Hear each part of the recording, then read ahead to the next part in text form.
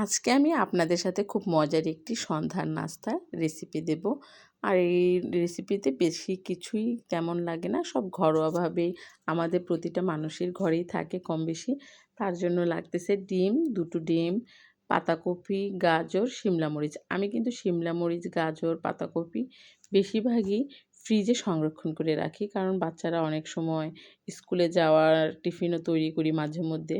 আবার বিকেলবেলা বাড়িতে থাকলে ছুটির সময় বন্ধের দিনগুলোতে বাচ্চারা ঘরে আবদার করে, বায়না ধরে আর কি, যে সন্ধ্যার নাস্তা কিছু একটা বানিয়ে দিই। তখন এই নাস্তাটা খুব সহজেই ঝটপট করে হয়ে যায়, আর খেতে কিন্তু খুবই মজা হয়। আর তার জন্য লাগতেছে পাতাকপি, গাজর, শিমলা মরিচ, রসুন আর চিলি ফ্লেক্স, গোলমরিচ পাউডার, আর সাথে একটু টেস্টি মশলা। টেস্টি মশলা না থাকলেও কোনো সমস্যা নেই, স্বাদ মতো লবণ পরিমাণ মতো দিলেই হয়ে যাবে। আর এই তো আমি কিন্তু মেথি দিয়েছি, আপনি চাইলে স্কিপ করতে পারেন, কোনো সমস্যা নেই। আমার বাচ্চারা বা আমাদের কাছে খুবই ভালো লাগে, আমরা বেশিরভাগই মেথিটা খাই অনেক খাবারের সাথেই দিয়ে, তো ভালো লাগে, এটা শরীরের জন্য খুবই ভালো। আর যারা ডায়েট করেন তারাও এই নাস্তাটা বানিয়ে খেতে পারেন রাতের খাবারের হিসেবে।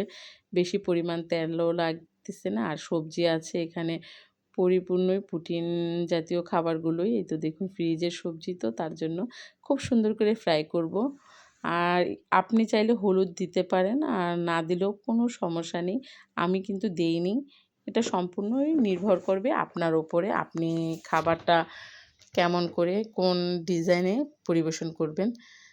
তো এই তো আমার সবজিগুলো ফ্রাই করতেছি খুব সুন্দর করে, এই যে দেখুন কালারটা কিন্তু খুবই সুন্দর হয়েছে। আর এটা বাচ্চাদের কিন্তু এই সব খাবারগুলো খুবই পছন্দ হয় বাচ্চাদের জন্য, আর খেতেও খুব পছন্দ আর স্বাদও আসে।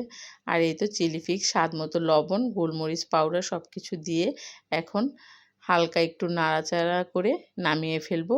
আর রুটি তো আমরা সবাই কম বেশি বানাতে পারি, আপনি চাইলে পিৎজার ডোটা যেভাবে করে ওভাবেও পিৎজা ইস্ট দিয়ে বানিয়ে পিৎজার মতো করে খেতে পারেন।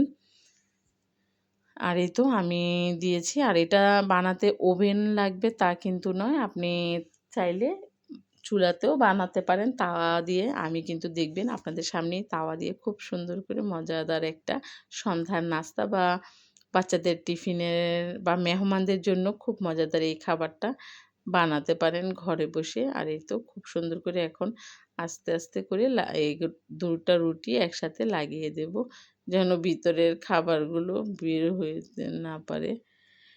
আর এই তো আমার খাবারটা কিন্তু রেডি হয়েছে, আর দেখতে কি লোভনীয় আর লোভনীয়। আর সবাই ভালো থাকবেন, সুস্থ থাকবেন, আমাদের জন্য দোয়া করবেন। আর এই তো চিজগুলো দেখুন, চিজগুলো খুবই সুন্দর লাগতেছে। আর আপনারা সবাই ভালো থাকুন, সুস্থ থাকুন, আল্লাহ হাফেজ।